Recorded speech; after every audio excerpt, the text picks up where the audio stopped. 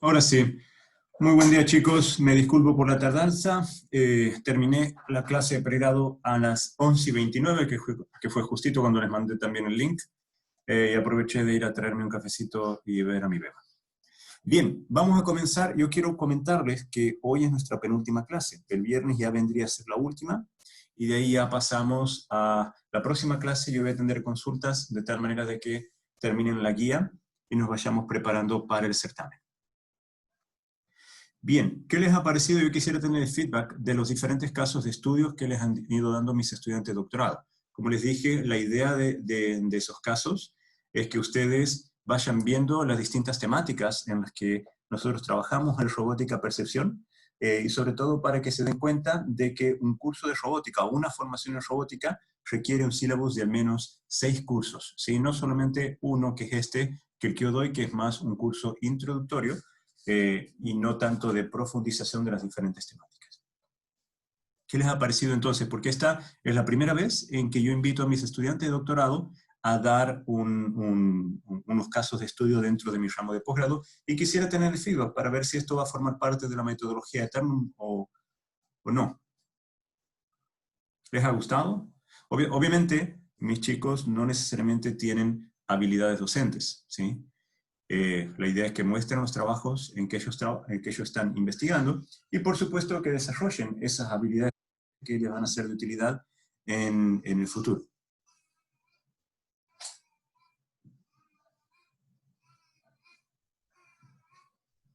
No sé, Jorge, Cristóbal, ¿algún comentario al respecto? Carlos, de pronto. Alfonso. Sí, a mí me sorprendió igual ver que varias de esas cosas yo no me esperaba que fueran investigables o investigadas en Chile. Perdona. Eso de investigable me hizo reír. ¿Cómo cuál en particular, Alfonso? Bueno, el tema del Smart Grid, también la parte biomédica, y bueno, de todas formas también, eso ya iba dándome cuenta durante el curso, pero tampoco me esperaba que hubiera tanto interés en agricultura de usar estas cosas. Sí, en realidad el tema de medicina es el hecho. Esta es la primera vez que damos la charla, porque yo vengo trabajando en eso hace unos 4 o 5 años. Yo tengo un background relativamente grande en bioingeniería, pero desde que llegué a la Santa María me concentré solamente en lo que es robótica aplicada. Robótica aplicada a procesos industriales en particular, y en este caso a agricultura o minería, que eran las dos necesidades que tenía el país. En medicina, en el 2015 más o menos, comencé a trabajar con esto, hasta que estuvo maduro todo el proceso de negociación. La parte fuerte de lo que mencionó Michelle, que tal vez pasó desapercibida, es que para poder hacer ese tipo de trabajo necesitamos a los médicos con nosotros. Y eso no es simple, porque ustedes se habrán dado cuenta de que la herramienta de diagnóstico que nosotros proponemos tenía una precisión, en el mejor de los casos, de 98.5. Lo cual no es poco, perdón, en el peor de, no, 97.5 en el peor de los casos para las 4 patologías que ella presentó. Lo cual no es menor, sabiendo que el reporte estadístico de asertividad del médico es del 70%. En esas 4 patologías. Entonces estamos hablando de una mejora sustancial, al menos en 4 patologías, y ahora lo hemos extendido a 11 o 12. El problema que tenemos es que, a pesar de que tenemos casi 1000 pacientes evaluados, no todas las patologías son frecuentes. Entonces, a nivel Chile, si descubrimos que hay al final unas 11 patologías recurrentes en la población chilena, que podríamos llamar ya de patologías endémicas, ¿sí? Y esas son las que ahora estamos preparando nuestro sistema, y es el que ya tenemos la patente presentada y tal. Y por supuesto, no sé si les mencionó Michelle, no recuerdo, yo sí se los dije, pero también lo hemos aplicado a colonoscopías. Y en colonoscopías hemos llegado a un 98 y alguito porcentaje de precisión a la hora de detectar pólipos, siendo que pólipos es el alerta al cáncer de colon. Cuando el médico bueno, el médico el que realiza la endoscopía inferior, tiene una precisión del 80% más o menos. Entonces nosotros hemos llegado a precisiones bien de orden superior, pero por supuesto nuestro enfoque no ha sido el análisis de datos. Hoy se utiliza mucho el análisis de datos por inteligencia artificial, que es cuando uno va a la farmacia, pone root y ya ingresa a la base de datos y saben que están comprando. Entonces, a partir de los medicamentos que uno va consumiendo, es que se puede ir infiriendo cuáles son las enfermedades que esta persona está teniendo y las enfermedades futuras que podría tener. Por supuesto, esto le termina sirviendo a las ISAPRES para ver cuándo nos aceptan o no como clientes. En fin. Bien. Muchas gracias, Alfonso. También estamos trabajando, como vieron, en análisis espectrales, y esto ya hace más a percepción y no solamente robótica, por el hecho de que en materia de sensores, nuestro laboratorio tiene más de $1 millón en sensores. En materia de robot, con suerte llegamos a los $100.000. No hemos puesto mucho foco a la compra de robots porque con un par de robots móviles y es suficiente para toda la investigación que nosotros hacemos. También tenemos dos drones, cada uno cuesta 20.000 euros. Tenemos a nuestra disposición el CAT, el mini cargador que ya les mostramos en algunos videos, que está en la Pontificia Universidad Católica. También tenemos dos autos eléctricos, un carro de golf y el Twizy de Renault, con los que hacemos experimentación, y así. Entonces, en ese sentido, ya tenemos cubierto todo lo que es con ruedas. Y bueno, y 2 drones. Ahora estoy queriendo comprar un robot con piernas, porque me interesa comenzar a trabajar con ellos, y submarinos, pero submarinos hemos trabajado solamente con las industrias cuando se nos han acercado para resolver X problemas, a través del AC3G. Bueno, yo espero sinceramente que les haya gustado. Ha sido un abanico de las cuestiones que nosotros hacemos. Ahora, por supuesto, hay cuestiones que ya hicimos. No se olviden que en mi grupo han pasado muchos tesistas, muchos, de magíster, y ya han pasado varios estudiantes de doctorado. Eso, entonces han visto nada más que la investigación en curso. Y hoy en particular, yo me voy a extender sobre mi investigación, ¿sí? Ya la empezó Juan a comentar un poco, que tiene que ver con el análisis de la eficiencia energética en los robots, ¿sí? Entonces yo les voy a mostrar nada más que una parte y les voy a ir complementando con otras cuestiones. Porque aquí hay un tema que es importante, lo comenzó Juan, pero porque Juan comenzó a trabajar conmigo en esta temática hace unos cuantos meses nada más.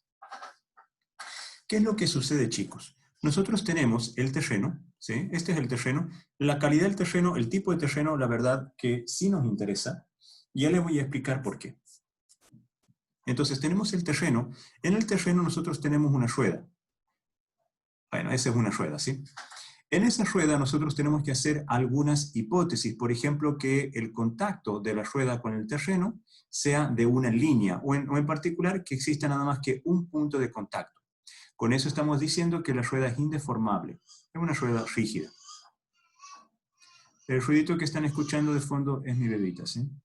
Entonces tenemos una rueda que es indeformable, un terreno que es deformable. En ese terreno nosotros vamos a tener algo que se llama sinkage, o el hundimiento.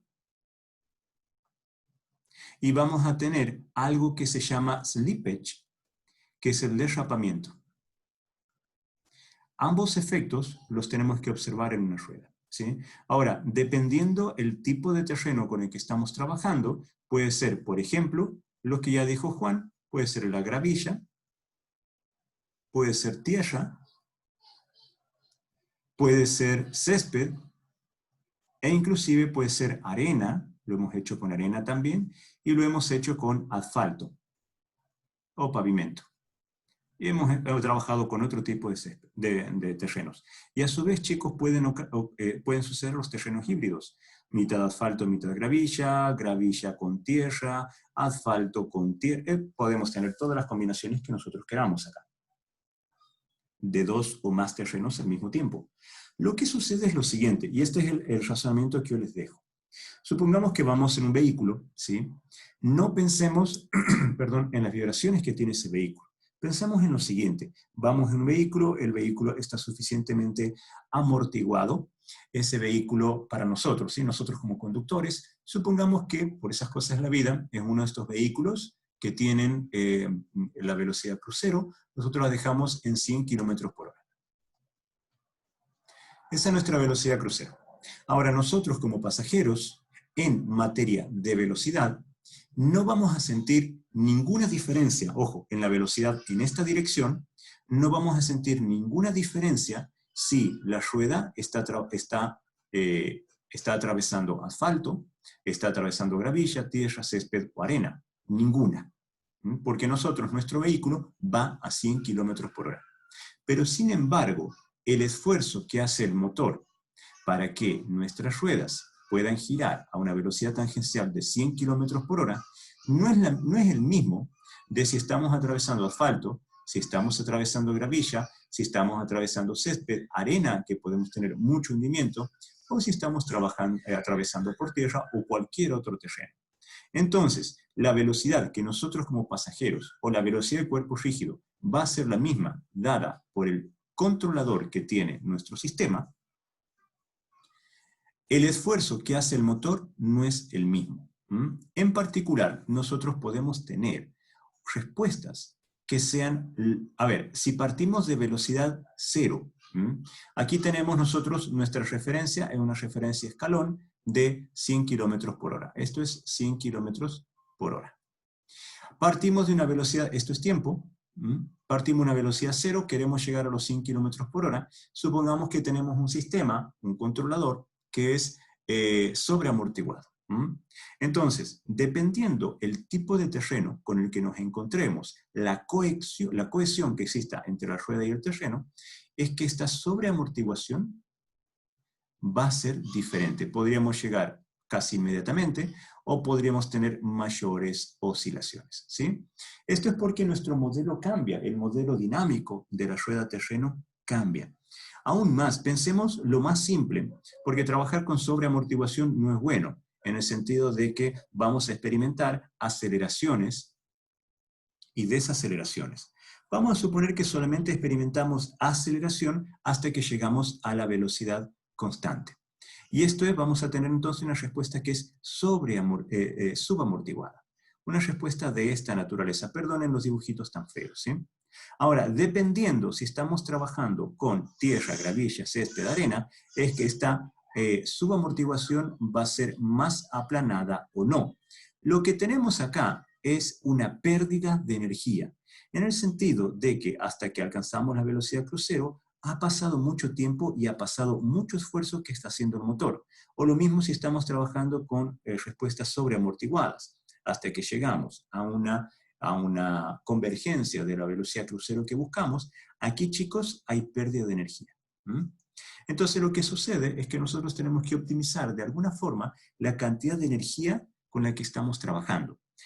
Esto significa, cuando trabajamos con el controlador, que nosotros estamos implementando, es agregarle al controlador información acerca del tipo del terreno.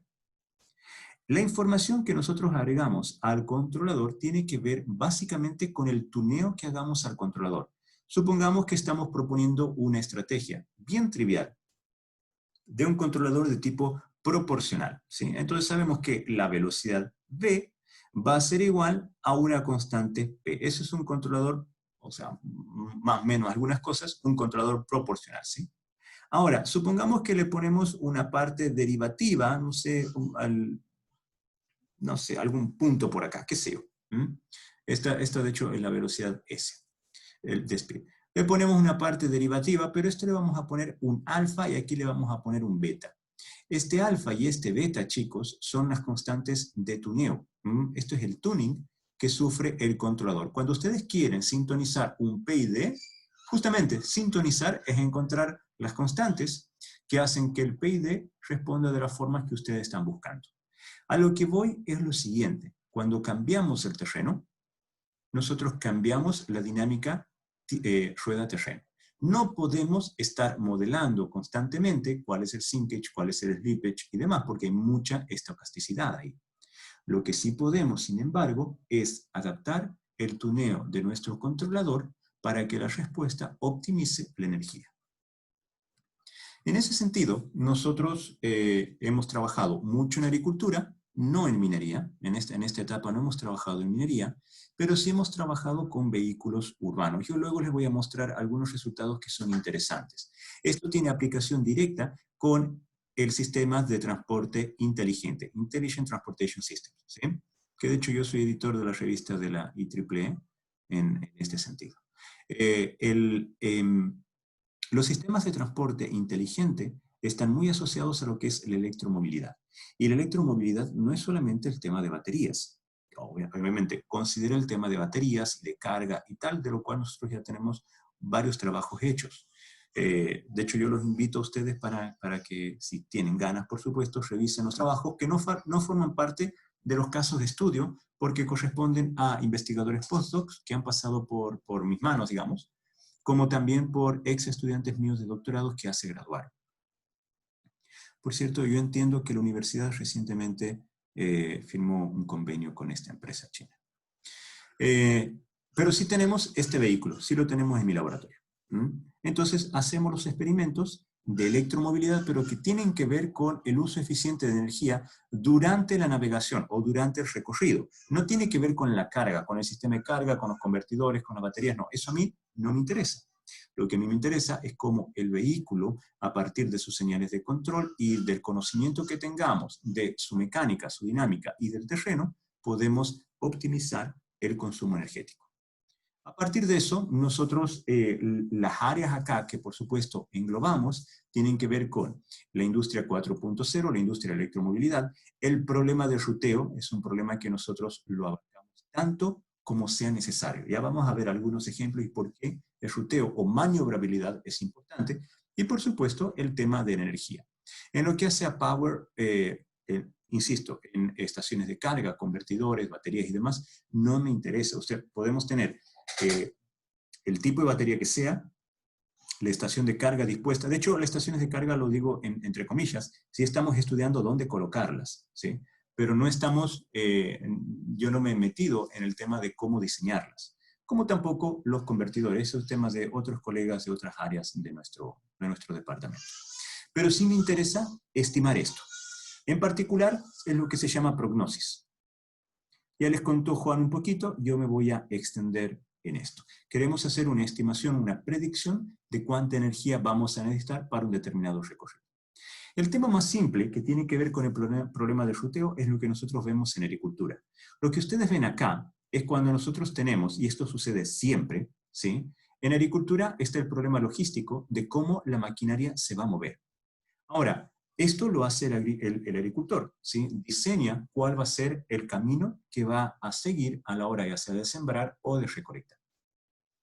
Estos rulos o circulitos que ustedes ven acá tienen que ver con las restricciones de maniobrabilidad del vehículo. Por lo general, estos son del tipo car-like y es por eso que se forman esas especies de loop, por el radio mínimo de giro. Entonces, esta es la forma en que el agricultor resuelve el problema de ruteo en su terreno. En este caso, nosotros ya tenemos hecho varios, yo he hecho varios trabajos en esto, no es el tema. El tema es que yo tengo una ruta. Una vez que yo tengo una ruta, yo conozco el tipo de terreno y conozco, por ejemplo, cuánta va a ser la masa que va a variar en el vehículo, dónde va a haber carga, descarga y demás, porque son cosas que yo de alguna manera puedo saber a priori y a su vez puedo estimarlas. Entonces, la pregunta que subyace acá es la siguiente. Sabiendo la ruta que yo voy a seguir, ¿puedo predecir la cantidad de energía que voy a consumir?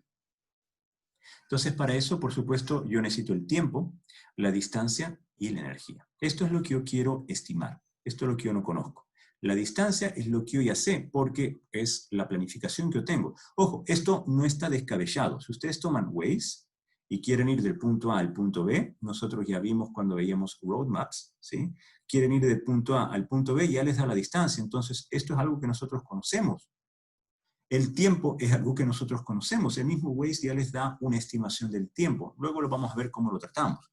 Pero en particular, cuando trabajamos con vehículos eléctricos, el tiempo, chicos, no es tan importante. ¿Y alguien me puede decir por qué el tiempo no es importante a diferencia de los motores que son, a los motores de combustión?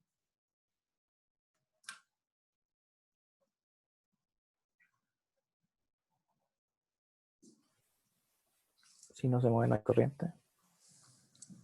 ¿Qué me dijiste, Alfonso? No lo escuché. Que si está detenido, no consume. Exacto. Si está detenido, no hay consumo. Al menos no hay consumo por parte del motor. Hay consumo por parte de lo que se llaman auxiliares, llámense aire acondicionado, radio, luces, etc. Pero cuando está detenido, el motor no consume. Entonces, por eso que el tiempo en particular no es algo que a nosotros nos interese y tanto. Por supuesto, siempre es bueno, porque no queremos estar parados a eternum en cualquier calle, ¿sí? Tenemos una restricción temporal para llegar del punto A al punto B. En fin, acá tenemos a grandes rasgos lo que es la ecuación que nos relaciona la mecánica con la energía. Fíjense que la fuerza de tracción, por eso dice el dibujito, este es el terreno y aquí tenemos la fuerza, ¿sí? En esta fuerza nosotros tenemos una cohesión, acá en el terreno tenemos una aceleración que tiene el vehículo, tenemos también un roce y demás, ¿sí? Entonces, cuando nosotros queremos calcular efectivamente cuál es la fuerza atractiva que tiene en nuestra rueda, ojo que estoy resumiendo todo a una rueda. Nosotros luego, según sea la configuración del robot, es que podemos evaluar por cada una de las ruedas, ¿sí? Pero para una sola rueda, y esto es suponiendo que tenemos, estoy poniendo de perfil, tenemos la rueda acá y tenemos el motor acá. Eso es lo que yo estoy diciendo. Tenemos una rueda y un motor. No hay ningún diferencial, no hay nada que haga más complejo esta ecuación, pero la tendríamos que poner. Si hay un diferencial, si hay una reducción, etcétera, lo tenemos que considerar. Pero acá estamos en el caso trivial, tenemos una rueda y un motor. La fuerza de tracción que vamos a tener en esta rueda es igual a una suma de resistencias. La primera resistencia es masa por aceleración. Para eso yo tengo que conocer cuánta masa estoy cargando sobre la rueda. Luego vamos a tener el coeficiente acá aerodinámico, que es función cuadrática de la velocidad. Esto es importante, chicos. Si estamos trabajando, y esto nos da el fabricante del auto. No es lo mismo tener un autito tipo el de los picapiedras, creo que algo así, donde la fuerza, bueno, tal vez ustedes nunca vieron los picapiedras, ¿verdad? Hay la fuerza aerodinámica acá contra el vehículo, es muy grande debido a la disposición del parabrisas, a tener un vehículo que tenga una forma así, donde acá directamente la fuerza aerodinámica el roce aerodinámico es menor. Por eso hay tanto estudio sobre el roce aerodinámico, no solamente sobre parabrisas, chicos, sino también sobre el frontis del vehículo. Pero bueno, todo esto nos lo da el fabricante, por cierto. Si vamos a bajas velocidades, y esto es velocidades menores a 15 km por hora, por ejemplo, este coeficiente lo podríamos nosotros descartar. Ahora tenemos el coeficiente de roce que tiene que ver ya con la naturaleza intrínseca de nuestro terreno. Este es el que nosotros nunca conocemos. Lamentablemente, podemos tener algún modelo, en realidad, de ese coeficiente, pero fíjense que la resistencia dada por la cohesión con el terreno depende del terreno, y digo que nunca conocemos porque el terreno puede ser gravilla, pavimento, tierra, césped, arena o la mezcla de todos ellos. Entonces es difícil tener una constante o tenerlo previamente conocido. Lo que tenemos que hacer es estimarlo. Depende de la masa que tiene el vehículo, como así también depende de una constante, que es la aceleración de la gravedad, y depende de θ, que Juan ya les dijo, que es la inclinación que tiene el terreno. Y finalmente nosotros tenemos una resistencia que está dada por la topología del terreno. Y esto es la masa por la aceleración de la gravedad, por el seno del θ que tenga el terreno, la inclinación que tenga el terreno. Fíjense que esta con esta son ortogonales. Una es dada por el terreno, otra es dada por la inclinación. O sea, nos interesa, el θ es lo que tenemos por acá, ¿sí? Bien, entonces, aquí yo no le estoy poniendo, de hecho no es más, sino es menos, lo correspondiente a los frenos regenerativos. No es una fuerza en particular, los frenos regenerativos lo vamos a tener acá en la potencia. Pero es, en este caso, lo que hace el freno regenerativo en la parte de potencia es agregarnos potencia al sistema. Ahora, y esto es mecánica clásica, fuerza por velocidad es igual a potencia. Entonces, la potencia que está gastando la rueda es igual a la fuerza de tracción total, la suma de todas las resistencias, por la velocidad que tiene la rueda. Entonces, fíjense que a nosotros nos queda como que la fuerza atractiva es un polinomio de tercer orden en la velocidad. Inclusive la aceleración nosotros la podemos sacar de la velocidad. Esta es una constante, esto es variante en el tiempo, pero esto nosotros lo podemos medir. Tita también es variante en el tiempo, pero podemos tener la topología del terreno. Y fíjense que si el terreno es plano, esto va a ser igual a 1 y esto va a ser igual a 0. Entonces esto desaparece y nos queda que es el coeficiente del terreno de cohesión masa por la aceleración de la gravedad. Entonces podemos empezar a tomar acá algunas atribuciones, ¿saben? A la hora de trabajar. Ahora, si nosotros lo hacemos pasar por un coeficiente, que es un coeficiente de rendimiento energético de nuestro motor, podemos tener entonces la estimación de la potencia instantánea de consumo de nuestro motor, que es igual a este coeficiente eta, que generalmente nos lo da el fabricante, manda por ahí de 0.9 alguna cosa, la fuerza atractiva por la velocidad.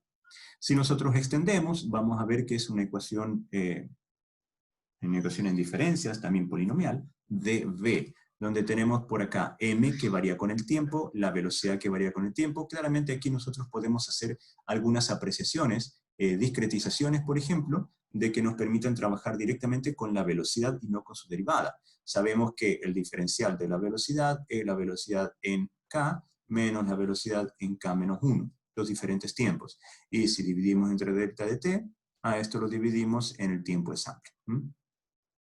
Y de esa manera ya no trabajamos con la velocidad. Aquí tenemos la velocidad instantánea cuadrática. Esta es la velocidad instantánea y aquí vamos a tener la misma velocidad. Por supuesto nos va a quedar una ecuación recurrente, por cierto. Esto no depende de la velocidad, esto no depende de la velocidad, esto puede depender de la velocidad, de hecho. No tenemos análisis respecto a la velocidad. Y esto significa que la mayor cohesión la vamos a tener al arrancar. Una vez que arranca, el coeficiente de cohesión debiese disminuir. Y bueno, y esto que lo podríamos descartar si el terreno es plano. Y multiplicado encima por V, nos queda por supuesto V cubo.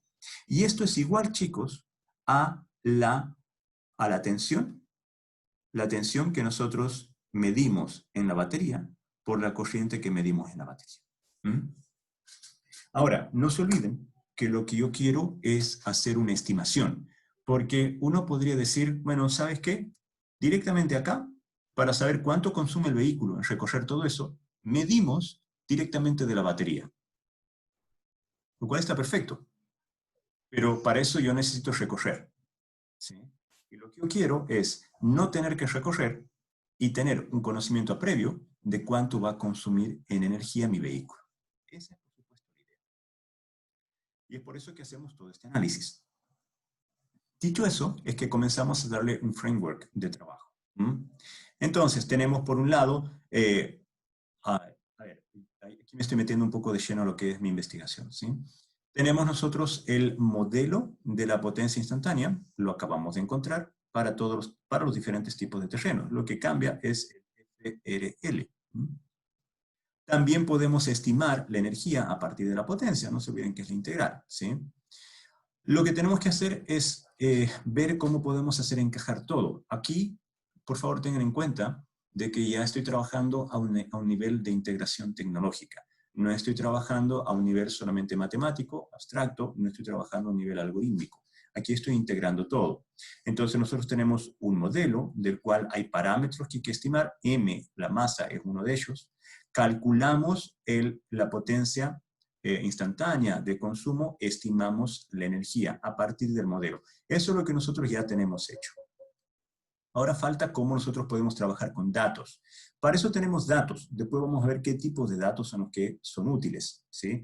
El dato de la tensión y la corriente, yo los puedo utilizar para validar. Es mi ground truth, ¿sí? Mientras tanto, yo tengo que proponer un modelo de estimación que me permita calcular el IPC y me permita estimar la energía. Con esto yo lo tengo que comparar. Y luego, por supuesto, con más datos que yo vaya accediendo y vaya teniendo, voy a poder seguir validando mi modelo. Esa es básicamente la estructura con la que voy a trabajar. Vamos a ver el setup experimental, cómo es el setup que hoy tenemos para hacer este tipo de análisis, que un poco ya les dijo también Juan. Para eso es necesario que nosotros sepamos con qué estamos trabajando y cuál es la arquitectura que estamos implementando. Tenemos por un lado un RTK, y aquí es importante conocer los errores.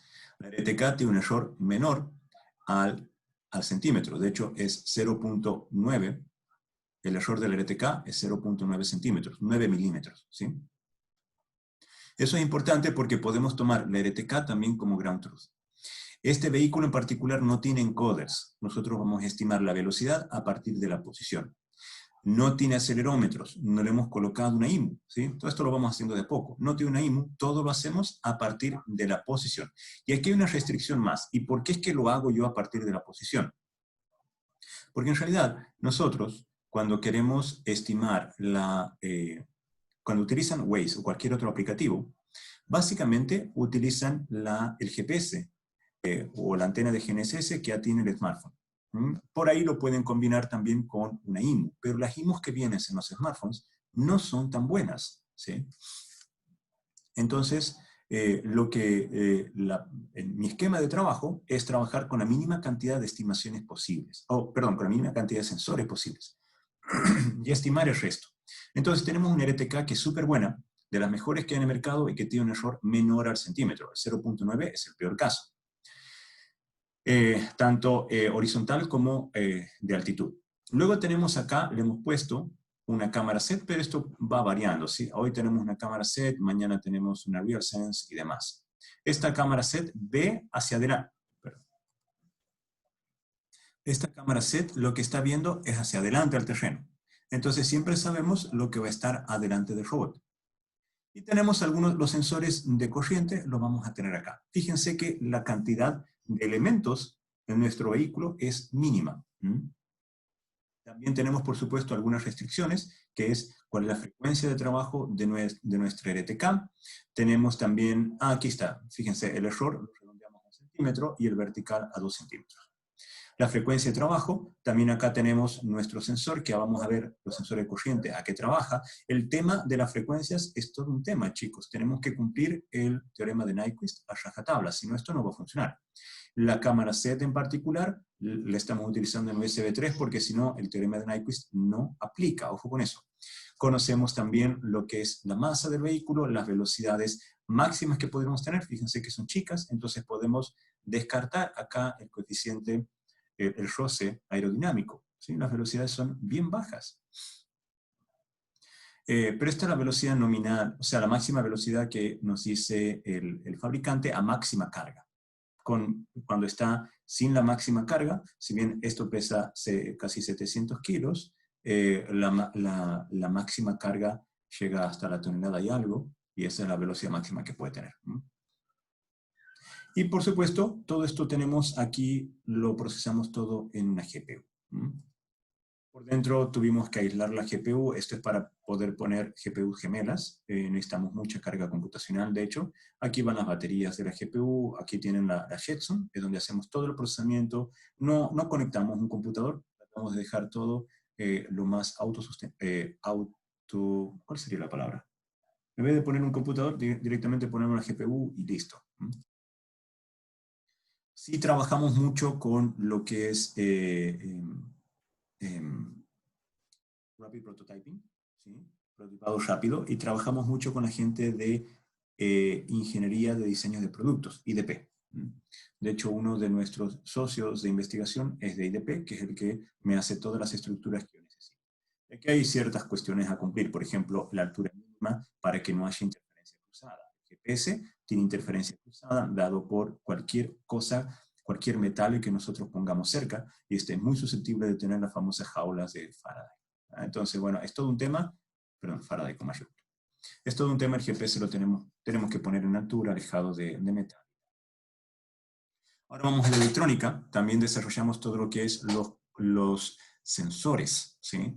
El desarrollo de los sensores, si bien uno podría pensar que es trivial, aquí hay todo un tema porque no es tan simple medir en el sentido de que no es colocar cualquier sensor y por supuesto, lo que sea que nosotros coloquemos, no le tenemos que sacar energía a nuestras baterías. Entonces hicimos todo el diseño electrónico, somos electrónicos, entonces bueno, este es nuestro circuito y trabajamos directamente midiendo la corriente y la tensión sin sacarle energía.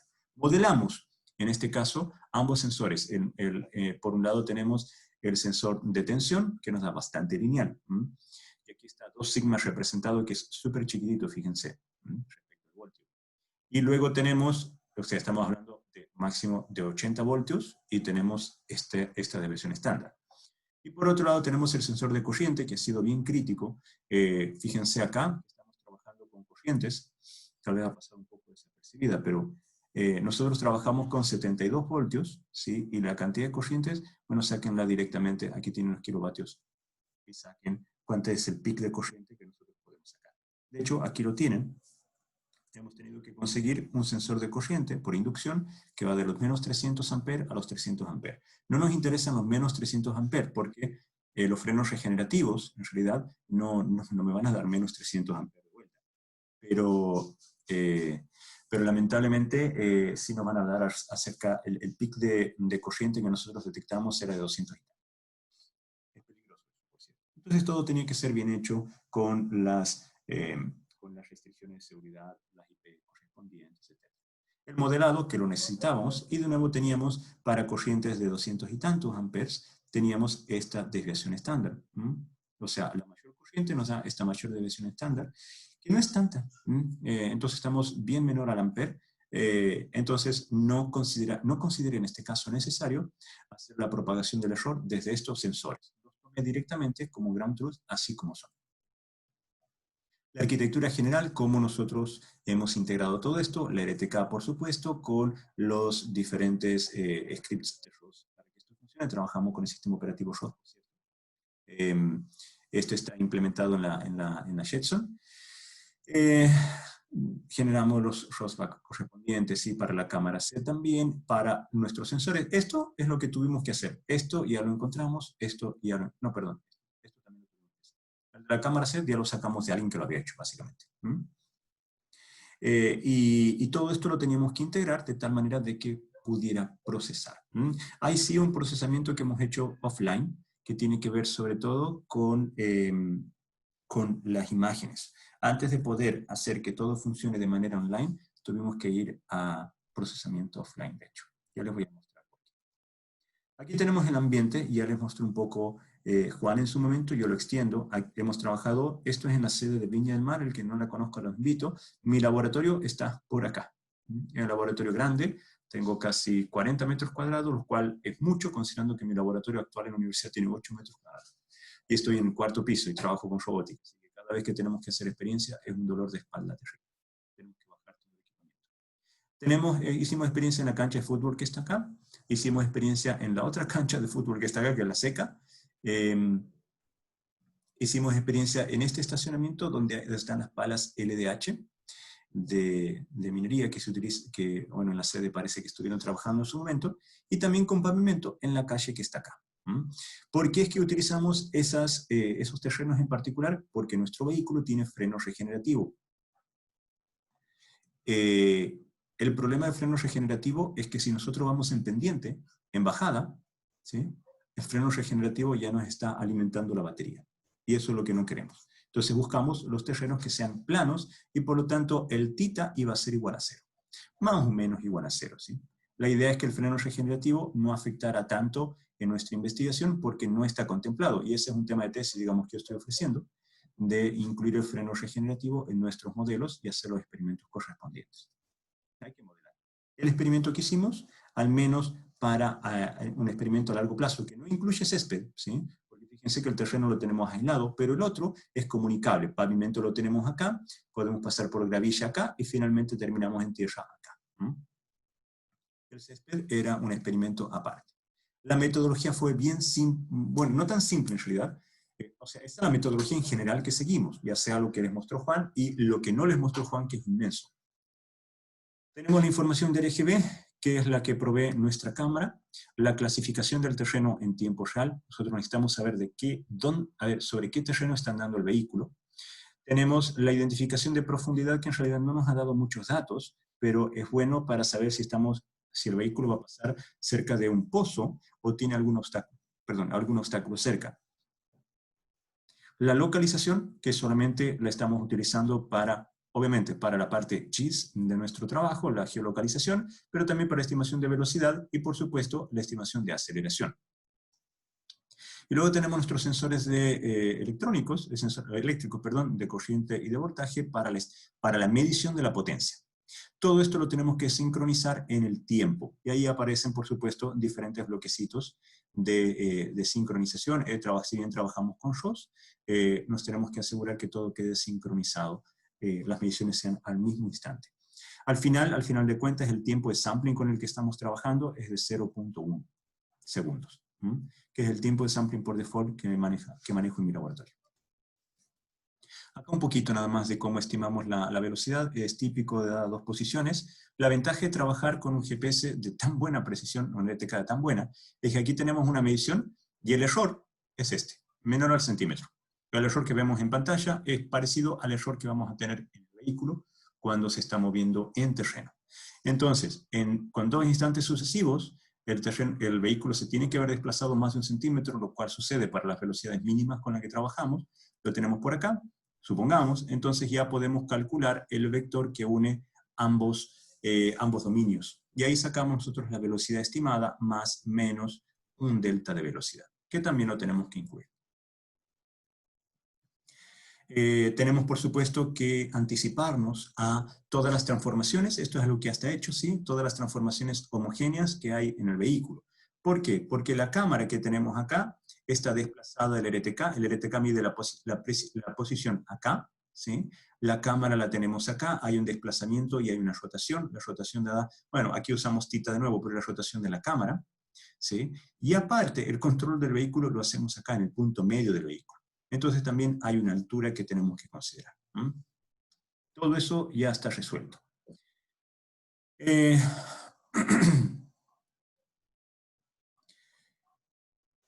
Esto es básicamente cómo nosotros interpretamos el terreno, lo que es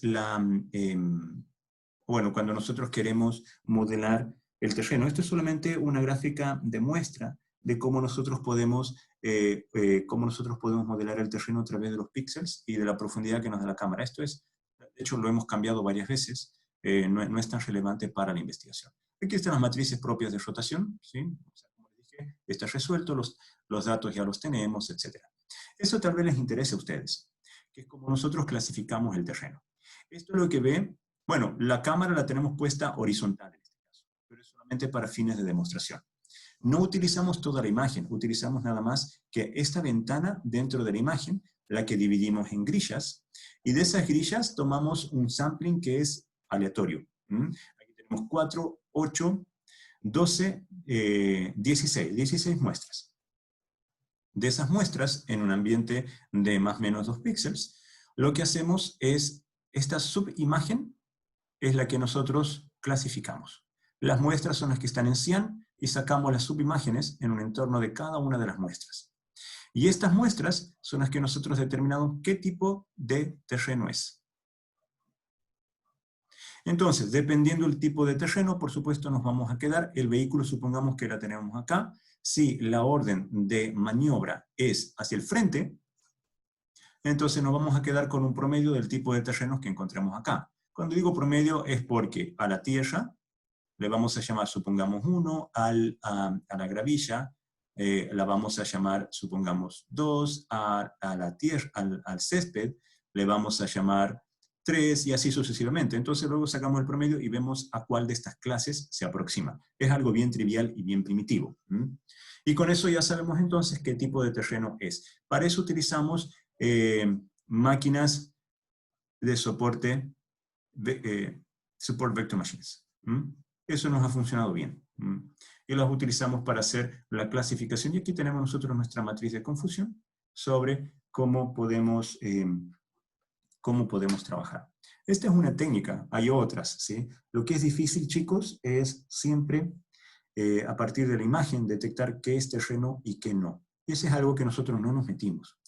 Si bien parece una trivialidad, no es simple resolver. Hay muchos trabajos científicos de cómo nosotros podemos interpretar lo que es tierra, o sea, lo que es suelo, de lo que no es suelo. A nosotros nos resulta fácil, pero tienen que pensar que un robot no. Entonces, Con eso, con este método de sampling bien aleatorio, lo que encontramos es una aproximación del tipo de terreno que tenemos. Y sabiendo el tipo de terreno que tenemos, entonces podemos ya estimar cuál va a ser la cohesión que va a tener la rueda con el terreno. Este es otro también estimamos la transición, porque un tema aquí crucial que les dije es saber si estamos en pavimento, cuándo vamos a pasar a césped, de tal manera que nos podamos anticipar. Si nos podemos anticipar, entonces el transitorio de nuestro controlador puede ser optimizado.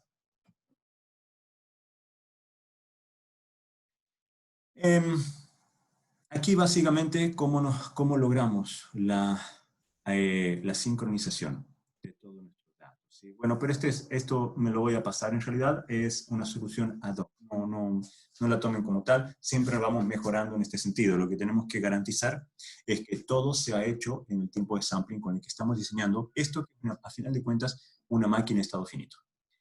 Las últimas pruebas que hicimos antes de entrar a la cuarentena, creo que esto ha sido en diciembre, si mal no recuerdo. Sí, hace un tiempo, porque ir a hacer las pruebas requieren muchos días y muchas semanas. Entonces es disponibilidad horaria que muchas veces yo no tengo. Hemos hecho 45 test en cada uno de los 4 terrenos que les he mostrado, al menos en el campus. 10 test para cada... y aparte, perdón, 10 tests para validación. 45 para modelado, 10 para validación y una prueba larga que lamentablemente no incluye césped. Esta misma prueba les mostró Juan, que de hecho son los mismos datos pero procesados de otra manera. Aquí está un poco el ejemplo de cómo funciona esto. Fíjense que este es un ejemplo de los 45. ¿Sí? Para una velocidad dada, y esto lo hemos ido modelando por cada una de las velocidades que no está puesto acá, de hecho. Lo que hacemos es, para distintas velocidades, repetimos este mismo trial. Porque ya vieron que el modelo del IPC depende de la velocidad.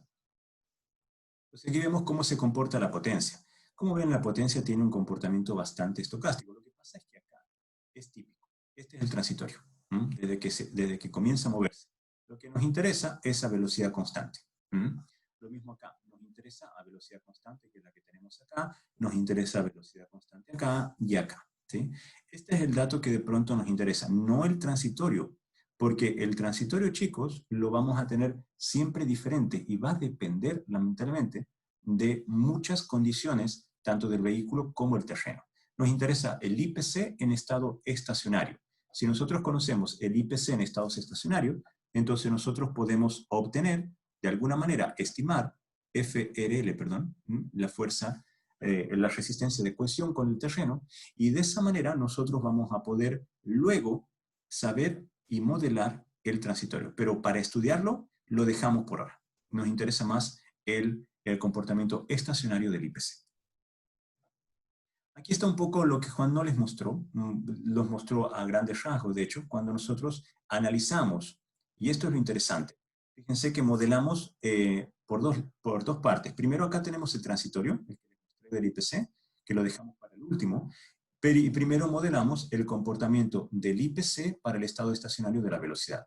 Aquí es con aceleración y aquí es con velocidad constante. Esto es aceleración, la descartamos, hacemos igual a 0.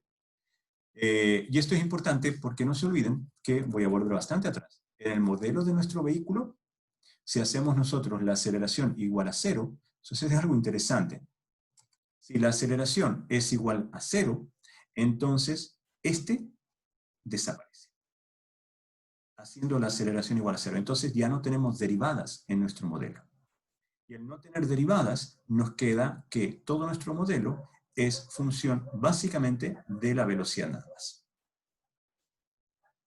por el coeficiente de roce. Si asumimos que el coeficiente de roce no existe, porque las velocidades son bajas, fíjense que al final, y decimos que θ es igual a 0, nos queda que el P del IPC, y esta es una asunción bien fuerte, es eta por F de RL por M por G. Entonces nos queda solamente como una función de la cohesión de la rueda con el terreno.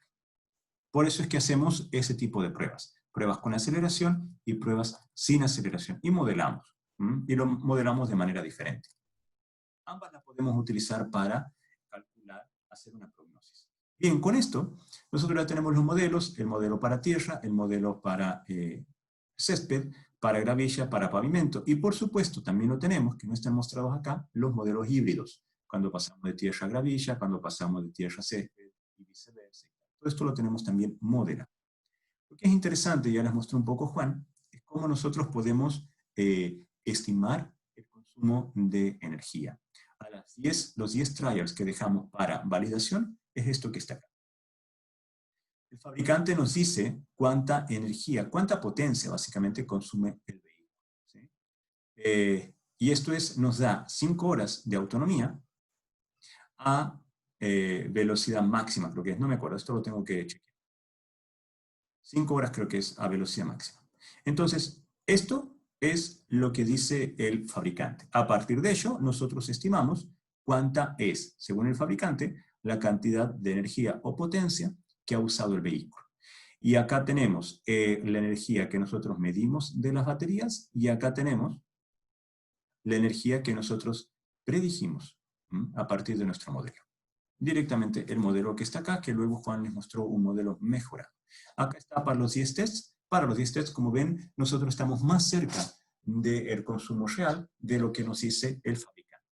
Ahora, aquí están los errores, ¿sí? ¿Qué es lo importante de esto? Lo importante, chicos, es que el fabricante les está diciendo que ustedes pueden andar 5 horas. Entonces, si tienen que hacer un recorrido a ver, vamos a ver acá atrás. Vamos a volver un poquito atrás. Aquí está el problema del ruteo.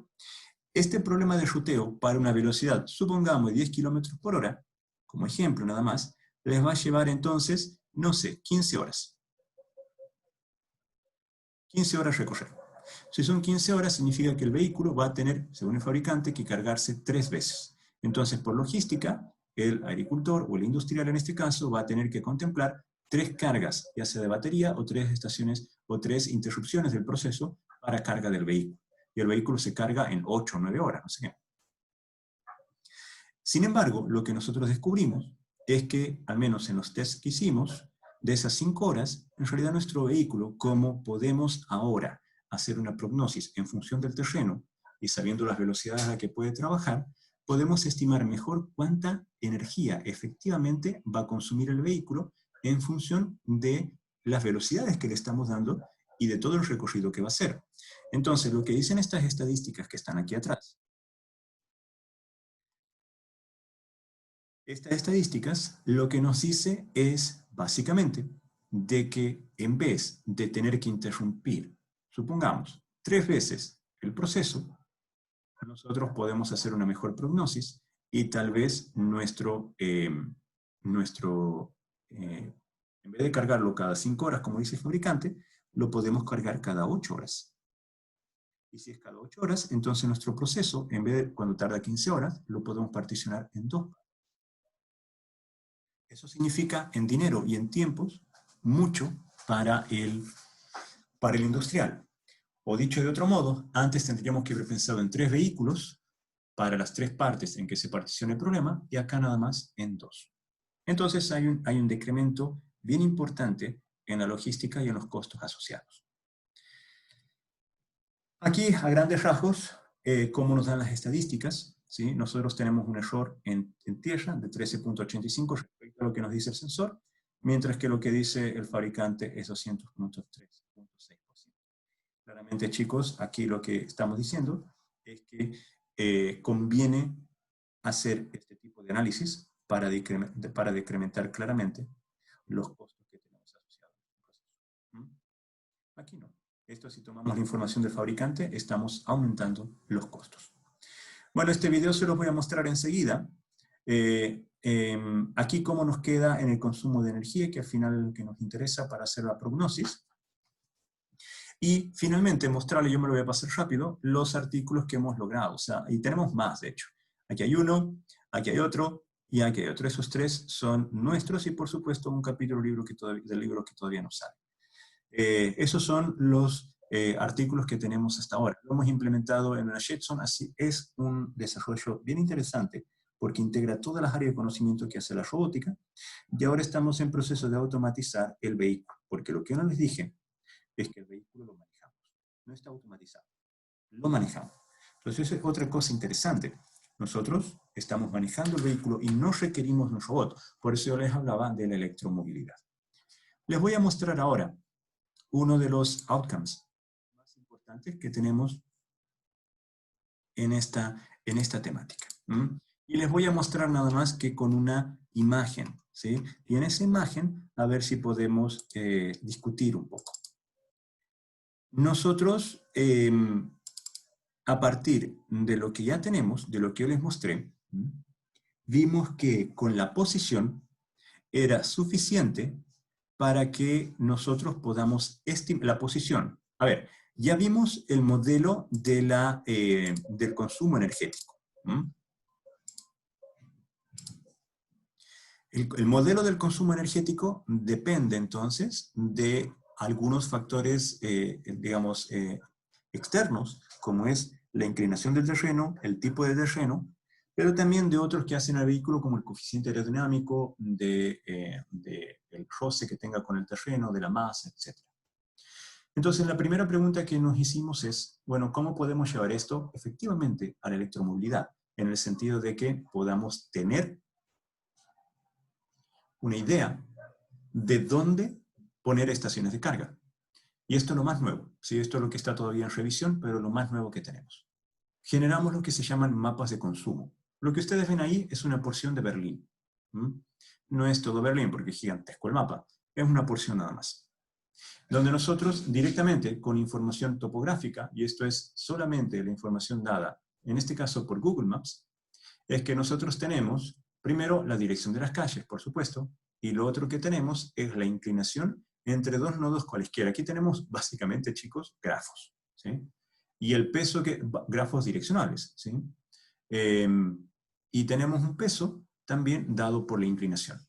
Lo que hacemos en estos grafos es que nosotros podemos encontrar ahora el recorrido entre dos puntos cualesquiera, tal cual lo que hace, por ejemplo, Waze.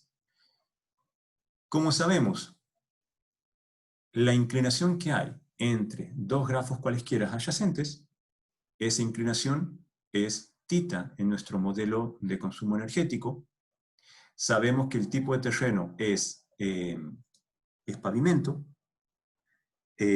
Si conocemos a priori la masa del vehículo, que es algo que nosotros podemos incorporar en nuestro modelo, y conocemos la velocidad máxima de la ciudad, entonces lo que tenemos es el consumo energético esperado a esa velocidad máxima para la masa que nosotros declaremos. Blanco es el menor consumo, cuando va tendiendo a rojo a morado es el mayor consumo que detectamos. Nosotros podemos hacer entonces una evaluación a priori de cuánto es el consumo energético por tramo en una ciudad.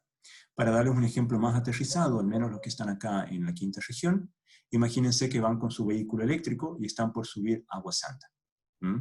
La pregunta es, ¿la cantidad de energía que tienen en las baterías les alcanza para llegar al final de Agua Santa o no?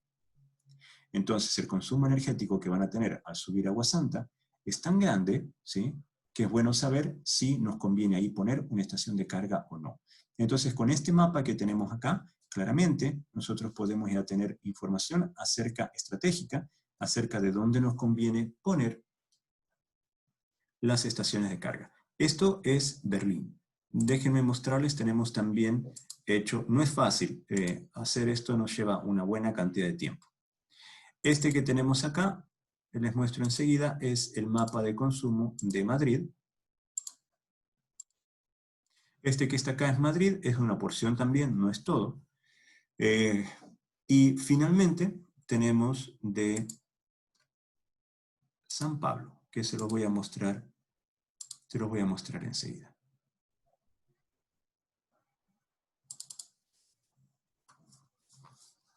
A ver si la tengo acá, porque estas cuestiones ya están en el paper. Miren, les voy a mostrar una versión antigua que tengo del paper y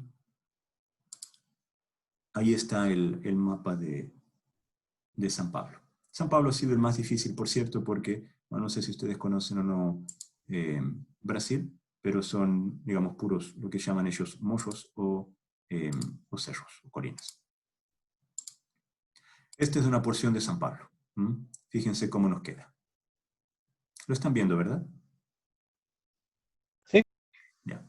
Y San Pablo nos queda con un consumo energético gigante. Entonces, fíjense que nosotros ya podemos, entonces, empezar a predecir la cantidad de energía o potencia que va a necesitar un vehículo para recorrer una determinada ciudad. Y por supuesto, todo esto está validado con lo que nosotros hicimos ya puertas adentro, intramuros, que es en nuestro campus. ¿Sí? Lamentablemente no podemos validarlo en la ciudad porque el vehículo eléctrico que tenemos, que es el Twizy, el único autorizado, digamos, para salir a la ciudad, no está homologado. Chile todavía no homologa ese tipo de vehículos. Preguntas, dudas. Hasta ahí termina. Hasta dónde abarca la investigación que yo les mostré es mucho más. Ahora estamos haciendo, y se acuerdan la presentación de Leonardo, que hablaba de multitrailers. Bueno, estamos haciendo el análisis energético de multitrailers. Eso, chicos, esa es la presentación para hoy, por eso les dije que iba a quedar más corta. Dudas que puedan tener, nos queda nada más que un par de cosas para discutir el viernes y ya quedan libres de mí.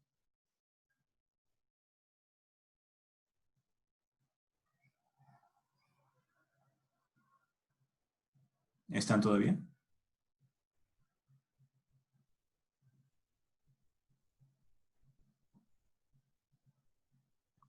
Y si estamos...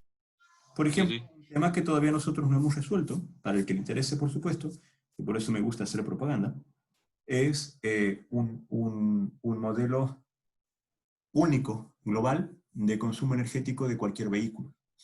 Yo les dije que hay que considerar el diferencial, las 4 o N ruedas que pueda tener y tal, y ese modelo en particular todavía no lo tenemos resuelto. Es lo que yo pretendo hacer este año. De hecho, tengo resuelto varios modelos aproximados, pero no todavía el modelo global que incluya los reductores, diferenciales y las restricciones de maniobrabilidad.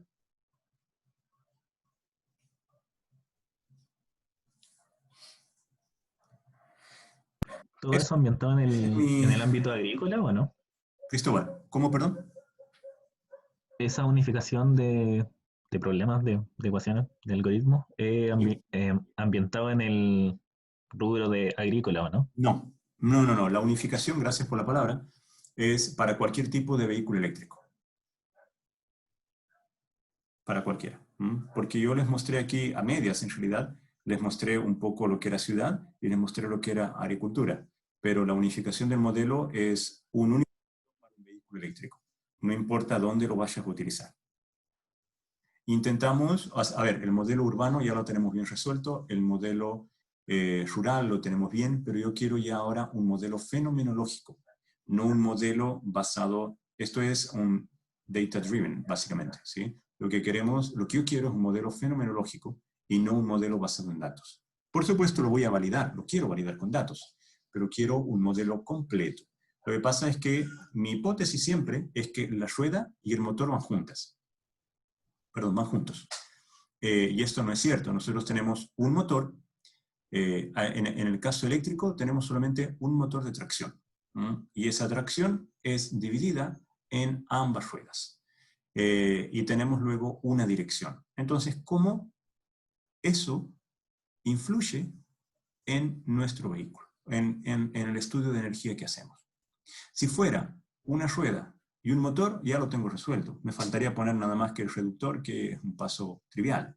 La misma reducción, a ver, es afectar la velocidad por la reducción y ponerlo en el modelo, simplemente. Pero ¿qué pasa cuando tengo un diferencial?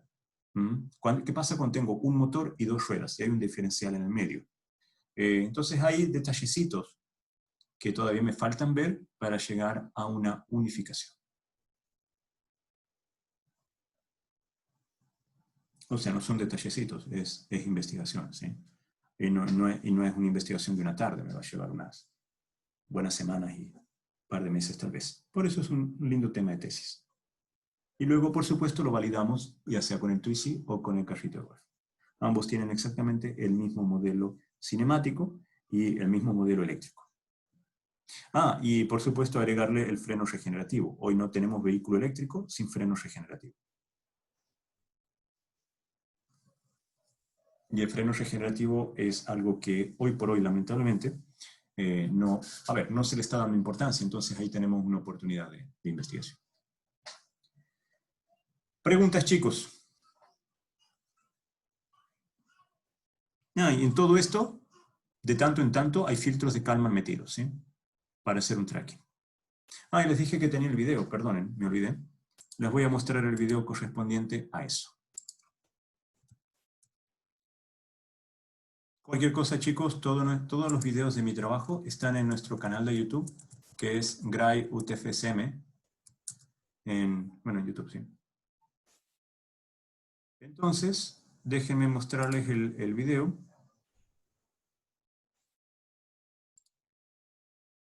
Que está acá. Creo que algunas veces lo mostré. En donde tenemos el vehículo que está andando por el campus. Aquí estamos haciendo la clasificación de terreno con esas semillas aleatorias que les dije. Aquí está la visualización GIS. La utilizamos bastante. Me gustaría decirles que algo es GIS justamente, pero lo hacemos nosotros en MATLAB, así que no hay nada de novedoso. Y tenemos aquí cómo es el consumo de potencia por cada uno de los terrenos. Lo bueno es que a partir de esto nosotros podemos estimar, inclusive a partir del consumo de potencia, podemos estimar la masa que tiene el vehículo. A partir del consumo de potencia podemos estimar la velocidad y podemos hacer un montón de cosas, ¿sí?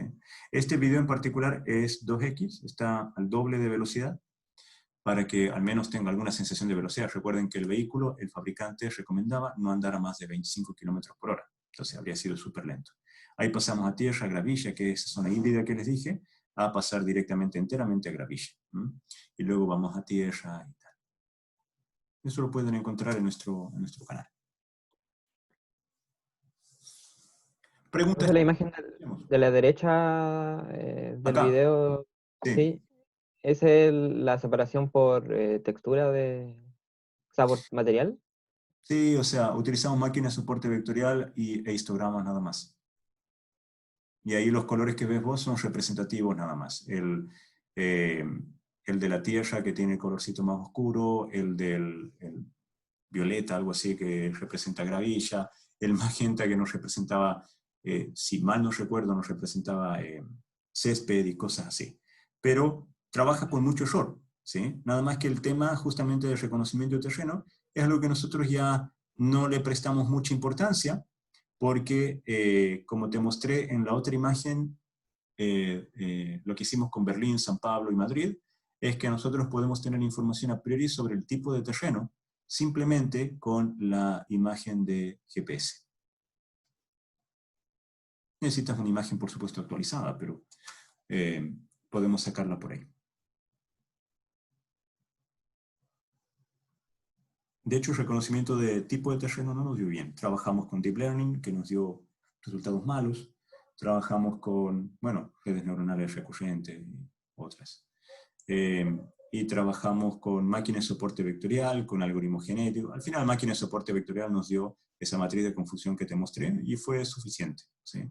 No es algo que nosotros hayamos mostrado o hayamos hecho mucho énfasis. Sin embargo, sí tenemos una muy linda publicación en reconocimiento de terrenos con máquinas de soporte vectorial y la pueden ver, a ver, les voy a mostrar. Esto es hicimos varios aportes, digamos. Lo voy a mostrar enseguida, donde tenemos nuestros aportes en materia del modelado terramecánico, que así se llama.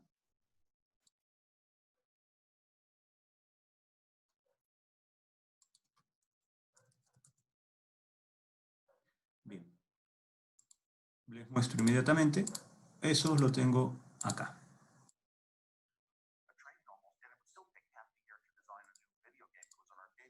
Perdonen, ese es el YouTube que quedó abierto. Ya. Lo tenemos acá. Estos son los dos aportes que hicimos al Journal of Terramechanics, que es propio de este modelado terramecánico. Y este es Terrain Classification Using Touch Sensors. Esa es la parte de clasificación del terreno usando máquinas de soporte vectorial. Y el otro, si les interesa, por supuesto, es nuestra primera aproximación a la autosintonización de vehículos utilizando información de terreno. La autosintonización de los controladores de movimiento. Y en este sentido, para el que le interese, por supuesto, tenemos otras publicaciones ya más del área de la inteligencia artificial. A ver, permítame, yo siempre que quiero hacer algo, voy a Scopus. Están viendo mi pantalla, ¿verdad? Sí, sí. Bien, yo directamente me busco a mí, yo sé que es autorreferente, pero bueno.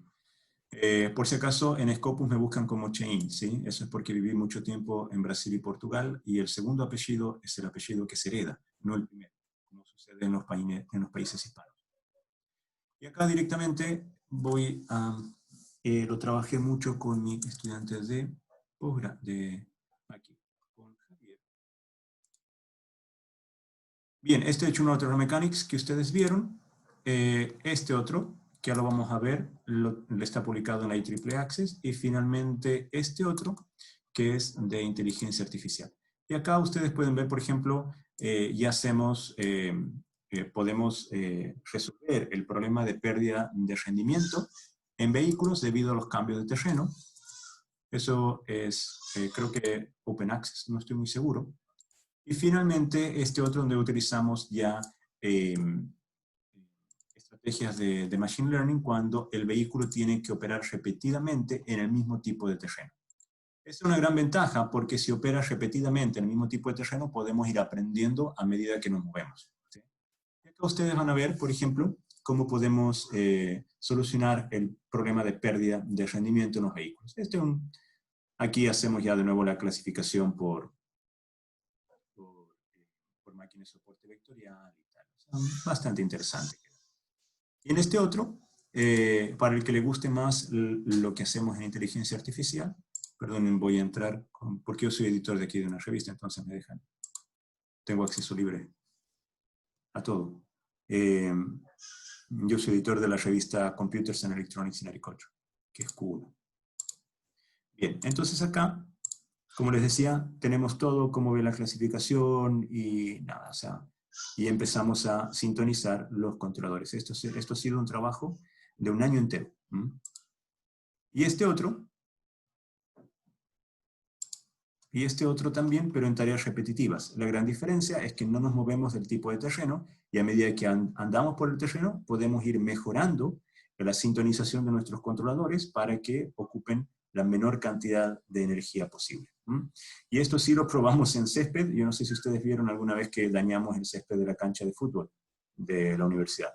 Entonces, toda vez que yo lo daño, tengo que andar pagándolo. La última vez nos cobraron 150.000 pesos por sembrar nuevos césped, lo cual está bien, o sea, yo lo pago directamente con nuestros proyectos.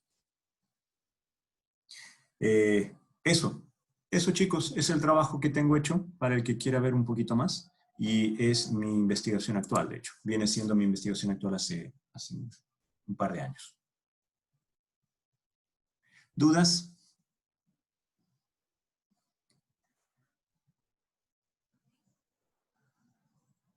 Insisto, tomen este curso como un curso introductorio. Luego viene mucho más.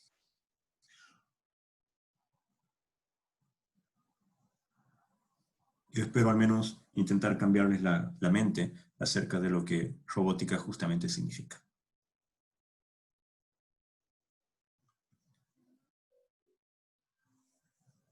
Bueno chicos, de no haber preguntas ni nada, demos por terminada la clase. Recuerden que este viernes vamos a seguir conversando un poco más. Quiero mostrarles algunas cosas extras, sobre todo lo que hicimos en vehículos autónomos. Un poco ya les habló Michelle sobre cómo detectar las capacidades de conducción. Yo quiero extender a qué es lo que motiva todo esto. Entonces vamos a tener una muy buena clase sobre vehículos autónomos. Eso, que tengan un bonito par de días. ¿Profe? ¿No? ¿Profe?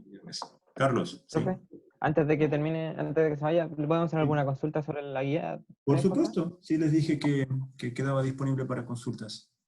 Ya. En verdad, después, si puede explicar más o menos los sets de datos en general, porque lo estuvimos revisando. Y, por ejemplo, en algunos casos los vectores que decía GPS eran puros ceros, O, por ejemplo, el data láser, ¿qué significa? Porque solamente es como una matriz nomás de... Ah, ya, sí, no hay ningún problema. Gracias por la consulta, Carlos. Entonces voy al data que les pasé. Denme un segundito. Por cierto, subí uno de mis alumnos de posgrado en su momento. Yo le pedí, pero hace un par de años, que tomara apuntes de todas mis clases y los digitalizara. Yo subí sus apuntes al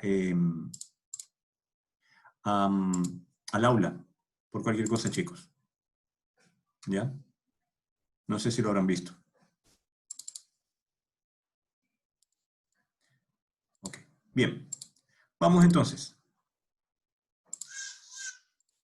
Esto es lo que yo les compartí, ¿sí? Vamos al primero. Y en ese primero, ustedes tienen, ¿es algo así lo que tienes vos, Carlos? Sí. Sí. Bien. Estos, chicos, son pruebas súper simples. Yo voy a abrir, no tengo abierto MATLAB, entonces me va a llevar un buen tiempo. Lo que tenemos con el láser son todas las mediciones crudas del láser. Ya, me van a esperar un poquito, chicos. Está abriendo. Voy a dejar que abra MATLAB y cargue el punto M. Pero ustedes tienen unos 5 o 6 archivos. Uno que son los ángulos, el otro el dato del GPS, que es bien probable que sean puros ceros cuando se conecta o no. Porque la idea es tratar de trabajar con mediciones que son espurias a veces. Bien.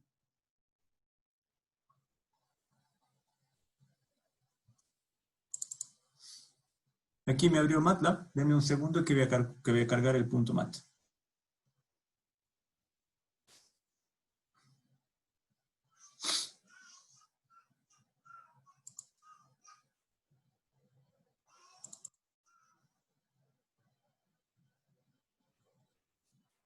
Bien.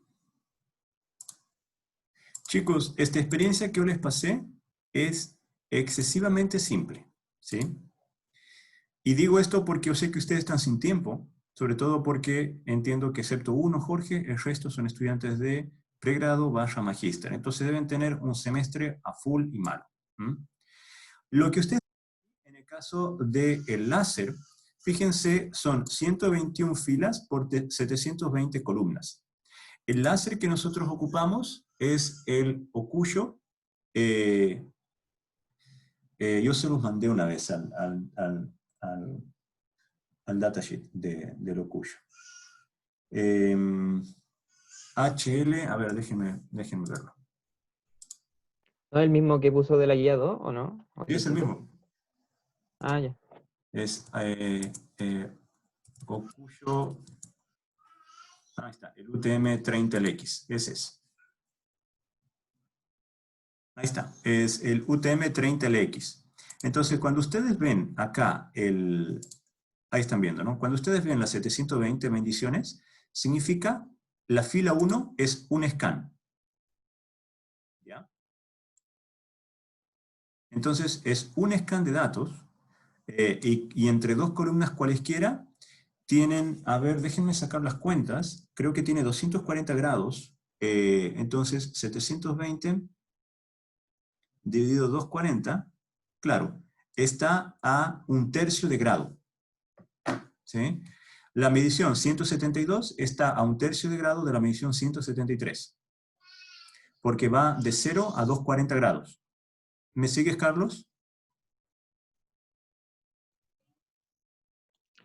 Sí, más o menos, pero entonces representan los ángulos que están midiendo. No, todo lo que tienes acá es distancia, está en metros.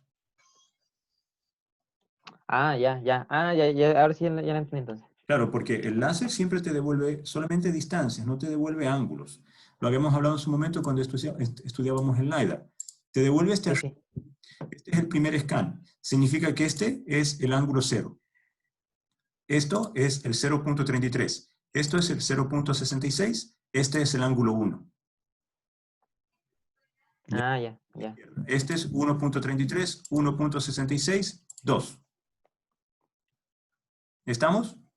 Sí, sí. Sí, es que me había quedado con la idea de la guía 2, que ya teníamos los datos Ya. listos, entonces, claro. Bueno, sí, perdona, sí. Entonces, este scan, el scan 1, este es el scan 2. La diferencia en tiempos es 0.1 segundos. Entonces tienes 121 scans. Es cortito, ¿no? Pues, de hecho, el algoritmo que ustedes saquen pueden implementarlo en varios trials. El GPS. El GPS que tenemos acá, ¿este es el que se cargó? Sí. Este es el LiDAR, este es el GPS. Bien, el GPS yo ya te lo doy en X y Y. No tienes que hacer mucho procesamiento. Y tienes de nuevo 121 mediciones. Aquí cuando te da 00, significa que el GPS no ha estado conectado.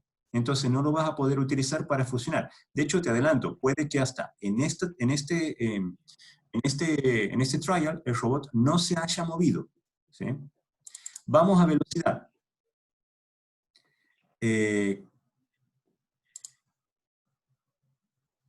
Bien, aquí tenemos velocidad. Esta velocidad, ojo, puede que, insisto, el robot no se haya movido o que lamentablemente el GPS no haya andado. De cualquier forma, el GPS no te está dando mediciones que son válidas. Aquí tienes un dato que es velocidad. Esta velocidad debiese ser metros por segundo. Velocidades altas, de hecho. Vamos a los datos de ángulos.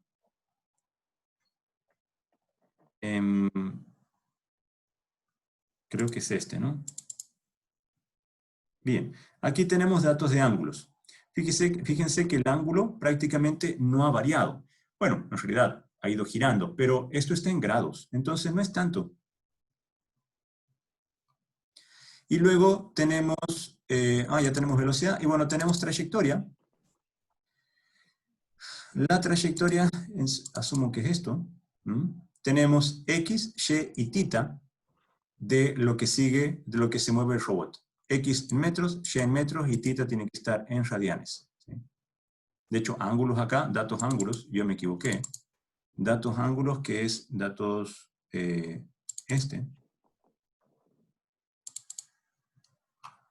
Esto tendría que ser radianes. Y eso, chicos, directamente para que ustedes puedan, por ejemplo, implementar el filtro, el algoritmo de SLAM, ustedes necesitan los datos del láser, nada más, el GPS siempre que les dé alguna información útil para lo que es el posicionamiento. Si está todo cero, chicos, significa que el GPS no está dando información útil. Ojo con eso. Y los datos de la trayectoria, que corresponden básicamente a la odometría, a lo que ha seguido el robot. La trayectoria acá es X, Y y θ. Fíjense que partimos de 0, 0, 0. La trayectoria no es otra cosa que la odometría que ha seguido el robot. Entonces, con la odometría, con los datos del láser, los datos de velocidad, acá, estos son las velocidades tangenciales, ustedes también la pueden estimar a partir de la trayectoria. Con la trayectoria, ustedes pueden sacar los datos de velocidad entre dos sucesivas posiciones, que es el equivalente a obtener el dead reckoning, sabiendo que el tiempo de sampling es 0.1 segundos. Lo que sí tienen que tener cuidado es acá que hay un wrap, ¿sí?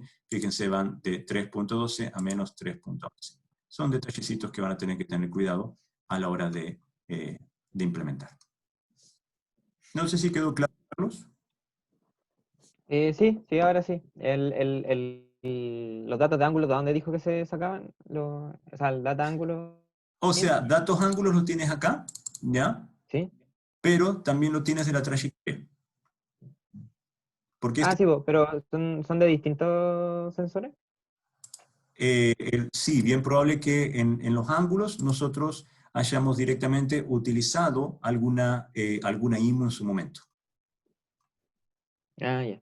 Por eso es que lo tenemos separado. Tenemos datos ángulos, que es bien probable que sea una IMU, y datos de GPS como sistema de posicionamiento externo. Entonces queda la trayectoria, que es con la odometría, el láser, y los datos de velocidad, que es bien probable que también... No, los datos de velocidad son leídos directamente del robot. Entonces, fíjate, aquí tienes datos ángulos, inicialmente es casi cero, que corresponde con lo que te dice la odometría, inicialmente es casi cero. Y luego te empiezas a mover y tus ángulos empiezan a cambiar. Fíjate que más o menos por el 43 estamos en pi sobre 2. Y aquí aproximadamente en el 43 tendríamos que estar cerca de pi sobre 2. La IMU, el dato de ángulo que te da la IMU, no tiene por qué ser el mismo dato de ángulo que te da el encoder dentro del robot. Y ahí vos, por ejemplo, podrías fusionar. Ahí lo que te recomiendo es, debido a que yo no te estoy dando información acerca de la varianza, lo que sí te puedo decir es que la IMU que utilizamos es la VectorNav 200, que es la que tenemos en el laboratorio. Entonces, con esa, vos puedes encontrar cuál es el error que tienes en la estimación de, el que te da el fabricante, el error que tienes en la estimación de ángulo. Y el GPS es el que te acabo de decir, el que tiene el error de 1 centímetro. Pero en este caso el GPS está vacío, significa que la prueba la hicimos o indoors, o que directamente nos dio error en la medición, que nos da muchas veces, por cierto, perdemos muchas mediciones. Son pruebas cortas para que ustedes trabajen. Si le funciona para una, les recomiendo utilizar otros trials y validar. ¿Dudas, Carlos? No, ya, profe, quedó más claro. Gracias. Cualquier cosa no me avisan. La próxima clase también va a ser corta, así que ahí podemos seguir avanzando en la guía si necesitan. Y la próxima semana también, claro. Chicos, nos faltaría ver la fecha del certamen. Vamos a hablarla el viernes. Eso, yo estoy aún corrigiendo las guías 2, así que espero a más tardar el próximo miércoles ya entregarle las notas. Bien, señores, nos vemos el viernes. Cuídense mucho. Profe, igual. Nos vemos, profe. Chao. Chao, chao.